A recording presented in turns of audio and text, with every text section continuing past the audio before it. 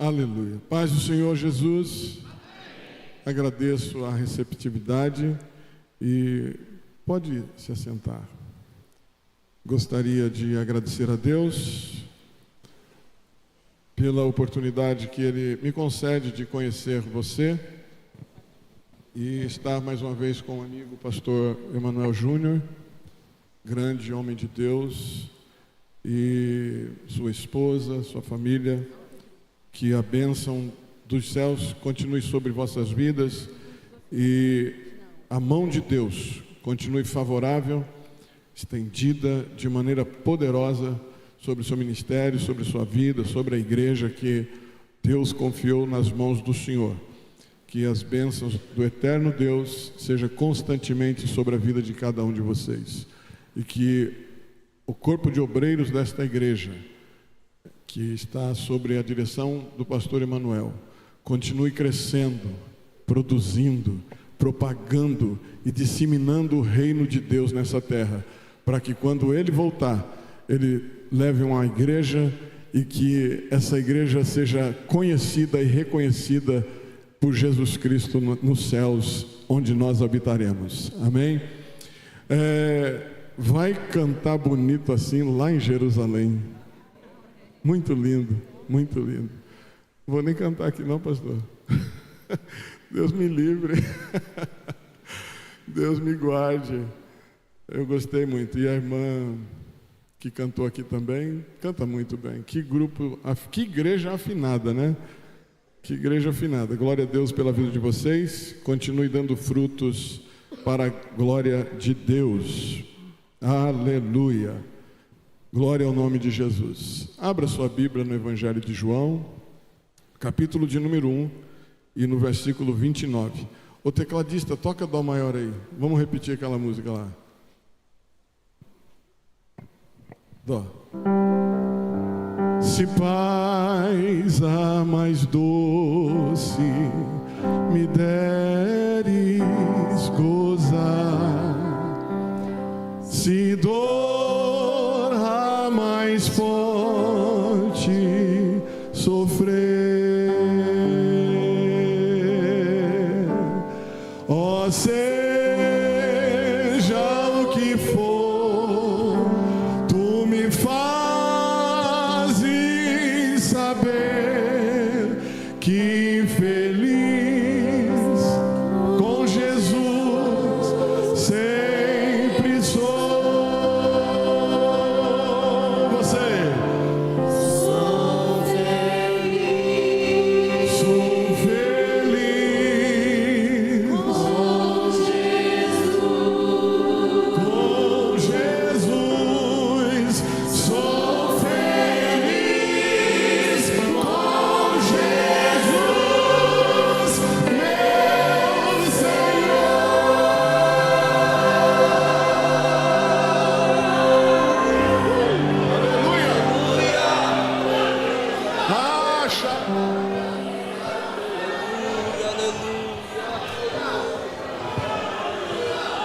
Aleluia. Diz assim a palavra de Deus: no dia seguinte, João viu a Jesus que vinha para ele e disse: eis o Cordeiro de Deus que tira o pecado do mundo. Vamos juntos? Eis o Cordeiro de Deus que tira o pecado do mundo. Mais uma vez. Eis o Cordeiro de Deus que tira o pecado do mundo. Aleluia. Jesus está para cumprir o seu ministério já depois do batismo, mas nós sabemos todos que Jesus é a promessa que Deus estava cumprindo, a promessa feita no Jardim do Éden quando o homem pecou. Vocês sabem todos a história, mas eu gostaria de lembrar o plano da salvação para você não perder a esperança em Cristo Jesus. Quando o homem foi criado por Deus no Jardim do Éden, ele gozou de paz, de plena comunhão com Deus, o Eterno. Ele gozou de momentos divinos todo o seu tempo, até antes do pecado. Quando o pecado entrou por Eva e Adão, a Bíblia diz que nós fomos destituídos da glória de Deus. A partir do momento que o pecado entra no mundo, através do Éden, lá naquela geração de homens divinos, homens que não conheceriam a morte, o homem, quando foi criado por Deus, ele não foi feito para conhecer a morte, ele não foi feito para morrer. E é por isso que nós ficamos com o instinto de eternidade dentro de nós. Talvez se eu perguntasse para alguém aqui, quantos tem instinto de eternidade? Talvez ninguém levantaria a mão. Mas se eu dissesse para você assim, quantos querem morrer hoje? Também ninguém levantaria a mão. O instinto de eternidade ficou dentro de nós. Quando nós perdemos a relação e fomos destituídos daquilo que é divino, daquilo que é glorioso, daquilo que é celeste, nós passamos agora a conhecer a morte. Nós precisamos passar pela morte. Nós fomos sentenciados lá no jardim, quando Deus olhou para a mulher e disse: a serpente vai ser sua inimiga, você vai ser inimiga dela, o homem vai ser inimigo da serpente. E Deus fez uma situação, causou uma situação ali de consequência para o povo, para a humanidade, que eles tiveram que sair do jardim, porque o jardim era um lugar santo, onde Deus estava, visitava, compartilhava suas falas com o homem todos os dias. A Bíblia diz que na viração do dia, Deus estava no jardim e conversava com Adão, conversava com Eva, eles se conversavam, era comunicativo. E o homem não morria, porque ele não tinha pecado. Mas depois do pecado, quando o homem pecou, a Bíblia diz que ele se escondeu atrás de uma folha de figueira. E Deus, quando aparece na viração do dia para falar com Adão, a Bíblia mostra que Deus perguntou para ele: Adão, onde estás? Você acha que Deus não sabia que ele estava atrás da figueira? Deus é onisciente, Deus é onipresente, Deus é onipotente. Ele conhecia tudo, ele sabia que Adão estava atrás daquela figueira, e ele sabia que o homem que ele criou e a alma vivente que ele fez, ele fugiu, ele se escondeu dentro dele. E naquele dia Deus pergunta: onde você está? Adão se escondeu e não quis se mostrar para Deus. Ele estava em pecado, a sua consciência, o seu espírito sabia que ele estava mal.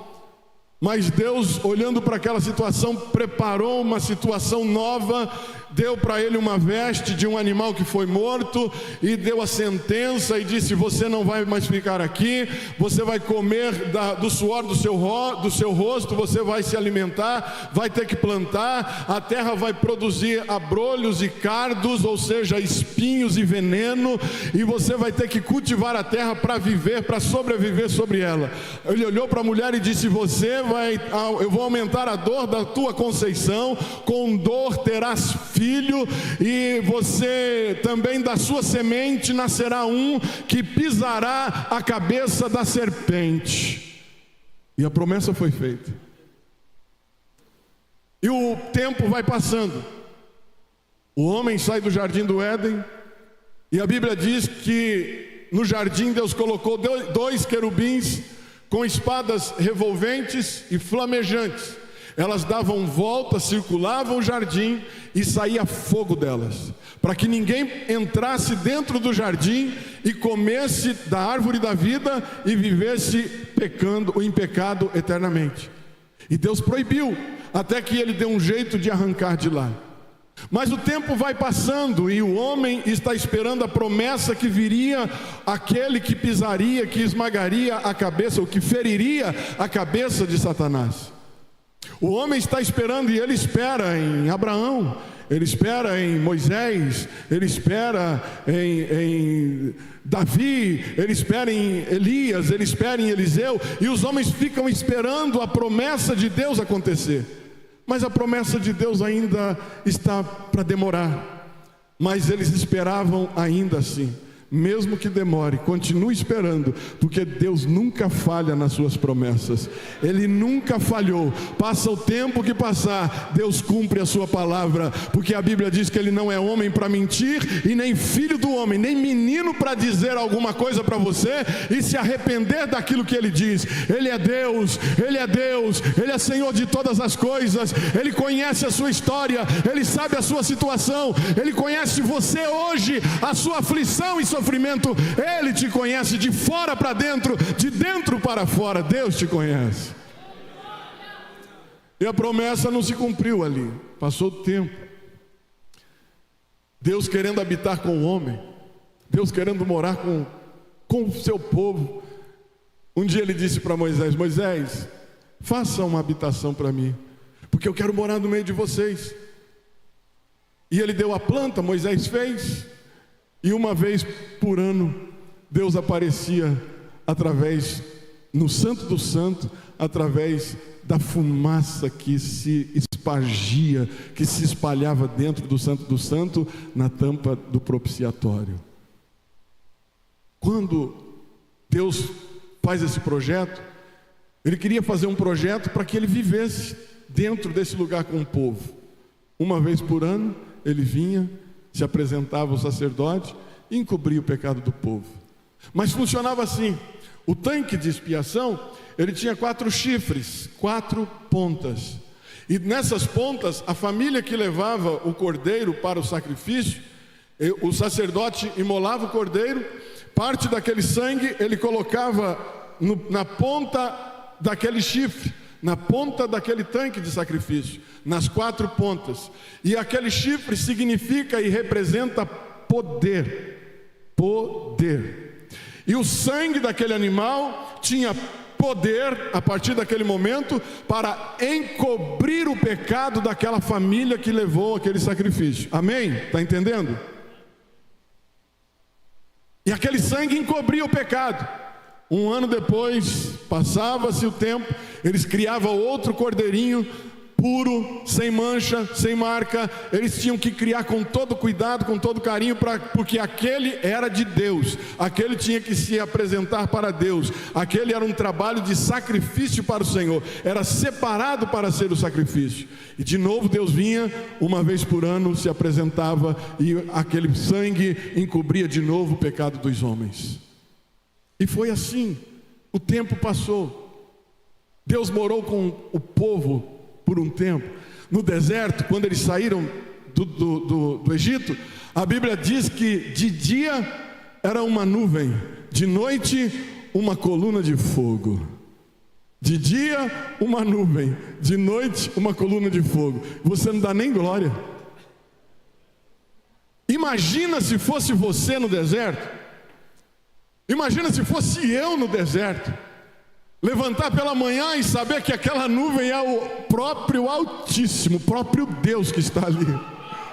Imagina isso, irmãos, você amanhecer o dia e olhar para cima, aquela nuvem, eu não sei a cor dela, mas branca como a neve, e cobria e protegia do sol, e cobria o povo, e quando eles acordavam debaixo do frescor daquela nuvem, eles podiam entender: Deus está aqui em cima de nós. Escurecia o dia, a alva o dia ia embora, o sol se escondia.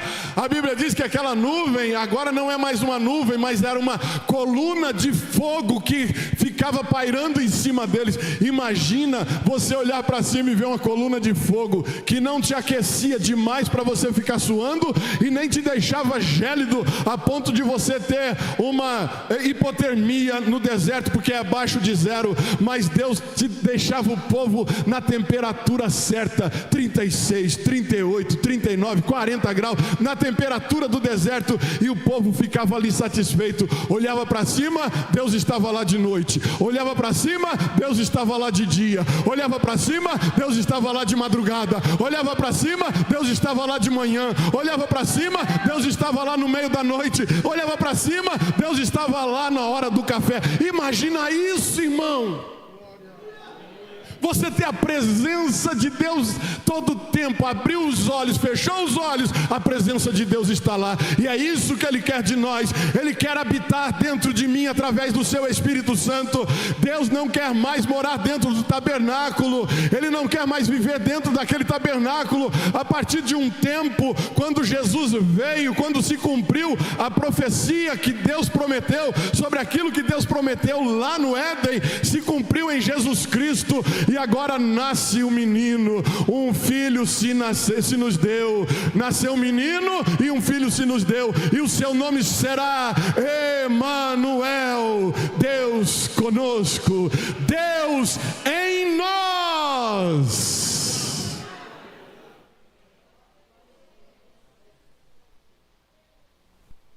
Eis o Cordeiro de Deus que tira o pecado do mundo. Jesus cresceu, mas os judeus jamais entenderam, aceitaram. Os judeus jamais fizeram caso de Jesus. Isaías 53 diz que ninguém fez caso dele. Homem de dores, experimentado nos trabalhos, homem de qual os homens escondiam o rosto. Imagina você viver na época em que o Salvador está exposto no meio da multidão. Imagina você viver numa época em que o Salvador estava ali, que você podia tocar nele. Imagina você viver uma época onde você via ele olhar, se você tivesse tido o privilégio de ver Lázaro ressuscitar, quando ele diz: Lázaro, sai para fora. E de repente, em minutos, sai um homem que estava morto há 4 dias, perfeito estado, sem cheirar mal, perfeito. Imagina você viver numa época em que o próprio Salvador estava ali, e um dia, aos 12 anos de idade, quando ele discutia e falava, e ele era provado naquela sinagoga pelos mestres, pelos fariseus, por aqueles homens da lei, quando ele era inquirido e respondia com autoridade, e eles diziam: quem é esse menino que fala com tanta autoridade desse jeito? Onde ele aprendeu esse negócio? Ele é quem fala, ele é a palavra, ele é o verbo vivo de Deus. Desde o princípio ele é a palavra, ele é o verbo de Deus. Imagina você no dia em que ele está caminhando de encontro com a multidão que vem vindo chorando o menino que morreu. Naim está com o cemitério pronto para enterrar aquele filho. A sua mãe, a mãe daquele menino, está na cidade pronta para enterrar aquele filho. Naim está chorando, toda a cidade chorando, mas Jesus vem ao encontro. Imagina se você estivesse no muro da cidade, ou sentado perto do lugar onde os coveiros estavam preparando a cova para aquele menino ser enterrado. Imagina você vendo a cena. Antes de chegar na porta da cidade para fora, Jesus olha e diz assim: ei, o que está acontecendo? Por que vocês estão chorando? Ele morreu. Não, ele não morreu não. Quer ver? Menino, levanta, fica de pé. De repente o menino se levanta, ele entrega para a mãe chorando agora de alegria, não é mais de tristeza. Os coveiros saem decepcionados do cemitério, porque eles não ganharam a grana deles naquele dia. Oh irmão, eu quero aproveitar esse gancho aqui e dizer para você: tem muito coveiro querendo enterrar o seu sonho antes da hora, mas Deus está lá em cima te assistindo, Ele te conhece. Tem muita gente querendo ganhar com a sua derrota, tem muita gente querendo ganhar com a sua tristeza, mas Deus vai reverter essa tristeza em alegria. O pranto vai embora e o nome do Senhor será glorificado.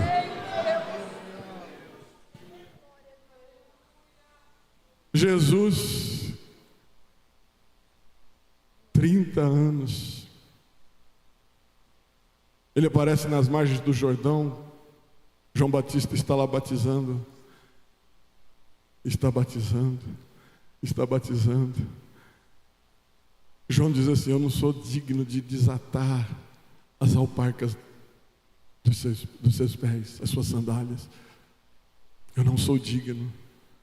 Mas nesse dia, João olha para ele no verso 29 e diz: eis aí o Cordeiro de Deus que tira o pecado do mundo.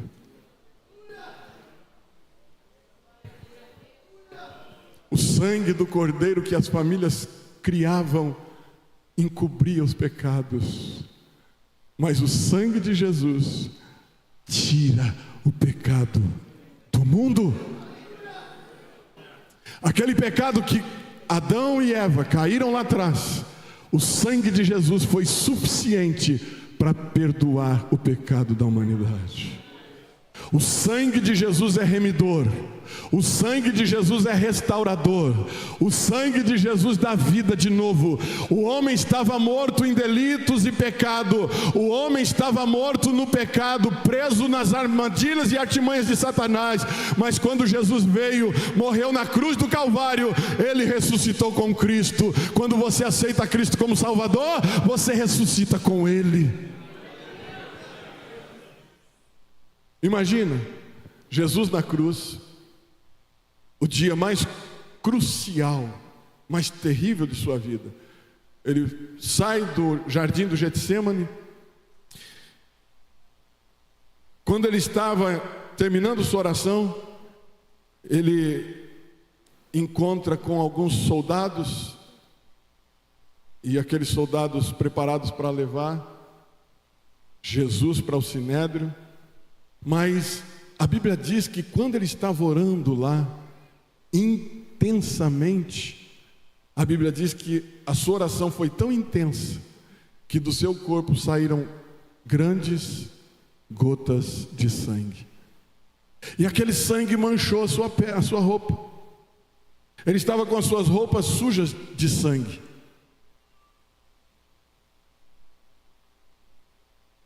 Prova de que ele derramou sangue antes da cruz, como cordeiro, lá no Getsêmani, como cordeiro, ele sujou as suas vestes, seu próprio sangue. A Bíblia diz que ele foi levado para o matadouro como um cordeiro mudo, não abriu a sua boca. E ele sai dali, é levado para o Sinédrio, as pessoas o prendem, o batem, esbofeteiam, cospe, zombam. E pela manhã, ele é julgado, condenado e crucificado. Jesus vai para a cruz do Calvário por um pecado que não era dele. Ele não cometeu pecado algum. Jesus cumpriu toda a lei sem nenhuma faltar. Jesus foi o único que não conheceu o pecado. Pastor, mas ele não nasceu de uma mulher? Sim, mas o sangue que ele nasceu não era sangue humano. Estava preparado antes da fundação do mundo. Você imagina que é um negócio desse? É quase que insano, não dá para a gente pensar. Imagina os anjos, querubins, serafins, eles passam por uma sala que tem um tubo de ensaio, eu estou dando asas à imaginação, com sangue. E eles passam por ali, que sangue é esse? E ficou tempo, antes do mundo ser fundado. E ficou tempo, e tempo, e tempo. De repente, lá em Belém, antes da cruz agora, né? Lá em Belém, Jesus diz assim, vai lá e avisa aquela mulher, Maria, que ela vai dar à luz um filho, o nome dele será Jesus, ela será a mãe do Salvador, diga para ela. Aí vem o anjo, e vem com força e autoridade, coloca desse sangue nela, porque não podia ser sangue de homens, mulher não tem semente, sabe disso? Não podia ser sangue de homem. E aquele sangue agora começa uma nova vida. E a vida é Cristo, santo, puro, que veio do céu. Ele estava preparado antes da fundação do mundo.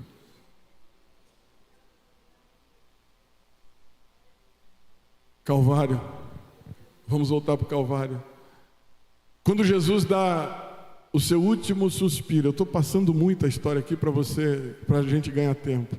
Quando Jesus dá o seu último suspiro, ele dá um grito e diz assim: tetelestai. Significa: está consumado. Outra versão: a dívida está paga. O sangue que ele derramou na cruz do Calvário pagou pelo pecado da humanidade inteira, porque quando Adão pecou, o pecado entrou no mundo, mas quando Cristo morreu, a libertação desse pecado veio. Ele remiu os homens através do seu sangue. Aleluia! Aleluia! E agora, irmãos, acabou aí, pastor? Não, não acabou. Ele precisa completar a obra redentora. E para completar a obra redentora, ele precisa continuar trabalhando, mesmo em espírito. E aí então, o que acontece? Ele vai para a sepultura, sexta-feira à tarde, sábado de manhã, sábado à tarde, sábado à noite, domingo pela madrugada, ele ressuscita. Mas só que nesse período, ele vai ao tabernáculo celestial. E no tabernáculo celestial, ele precisa completar e concluir como sumo sacerdote. Agora não é mais cordeiro, cordeiro na cruz, mas agora ele é o sumo sacerdote. E como sumo sacerdote, ele precisa aspergir no santo do santo o sangue puro e inocente do cordeiro imaculado que foi preparado antes da fundação do mundo. E ele vai fazer sua obra. E quando ele está subindo, se você puder colocar Isaías capítulo 63 para mim, não sei quem é aqui, né? 63, verso 1, 2 e, se não me falha a memória, o 3. Quando ele vai concluir, a visão de Isaías é exatamente essa: quem é este que vem de Edom, de Bosra, que veste tinta, com veste tinta? Este que é glorioso em sua vestidura. Lembra da veste dele? Era linda, não tinha uma costura, era sem costura, era uma coisa linda, uniforme, bonita, mas estava manchada de tinta, porque ele sujou de sangue lá no horto, lá no monte, no Jardim das Oliveiras, obrigado. No Jardim das Oliveiras ele sujou a sua veste com sangue, seu próprio sangue, como Cordeiro de Deus. E agora, como sumo sacerdote, ele está indo aspergir no Santo do Santo, porque o sumo sacerdote, ele saía com a roupa dele sujava de sangue, porque ele aspergia e a roupa sujava de sangue. Mas o levita tinha que antes preparar uma roupa para colocar para o sacerdote, para o sumo sacerdote, para ele sair de dentro do Santo do Santo limpo como ele entrou. Ele não podia sair sujo de sangue. O levita então preparava, deixava lá, e ele se trocava quando ia sair, porque ele estava sujo, e aí saía branco de novo, bonito como entrou. Mas Jesus, irmão, quando ele estava entrando no Santo do Santo para aspergir o sangue do Cordeiro de Deus que tira o pecado do mundo, no Santo do Santo do tabernáculo eterno, os dois querubins que guardavam o tabernáculo eterno, talvez a Bíblia não mostra isso, mas talvez sejam os mesmos que guardavam o jardim quando ele proibiu que os homens entrassem. Esses dois querubins, eles estavam com espadas reluzentes, flamejantes, revolventes, guardando o Santo dos Santos. E quando um olha para o outro, diz assim: quem é este que vem de Bosra, Edom? Sabe que lugar é esse? O Monte Caveira, Jerusalém, é aquela terra santa onde Jesus derramou o seu sangue, aspergiu o seu sangue por nós. Quem é este que é glorioso em sua vestidura, que marcha com sua grande força? Ele diz: eu sou, que falo de justiça e poderoso para salvar. É só Jesus que pode nos salvar, é só Jesus que pode fazer justiça. Ele veio, morreu, cumpriu a sua missão e fez para a glória de Deus Pai. Aleluia! Esse sangue agora vale para mim, para aqueles que estavam na sua época, para aqueles que estavam lá para trás. O sangue de Jesus é poderoso. O sangue de Jesus me lavou. O sangue de Jesus lava dos nossos pecados. A obra redentora de Cristo é essa: o homem não servia para nada, estava morto em delitos e pecado, mas o sangue de Jesus veio e nos lavou, nos redimiu, nos remiu, nos comprou outra vez. Quando o diabo colocou na mente de Adão e Eva que eles tinham que pecar, eles pecaram, fizeram o que fez, mas Jesus, Ele vem e diz assim: agora o meu sangue vai comprar de volta aquilo que foi vendido. Aquilo que foi vendido está sendo comprado novamente. Sabe quem você era antes de encontrar com Jesus? Um pecador. Você era um simples pecador. Mas pastor, eu nunca fiz nada errado, eu nunca cometi um erro, eu nunca roubei ninguém, eu nunca menti para ninguém, eu nunca fiz nada de errado. Mas você estava morto no pecado por causa da sentença que foi dada no jardim por Deus. O homem foi destituído da glória de Deus, mas Jesus, o nosso Senhor, o nosso Salvador, o Cordeiro de Deus, que tira o pecado do mundo, Ele veio para comprar de volta aquilo que estava morto, e com seu sangue Ele deu vida outra vez, e aí você está salvo na pessoa bendita de Jesus, glorificando o seu nome, livre das tentações do mundo, livre das coisas de lá de fora. Enquanto você estiver na presença de Deus, Ele estará sobre a sua vida. Enquanto você estiver na presença de Deus, Ele vai cuidar da sua família, de você, dos seus negócios.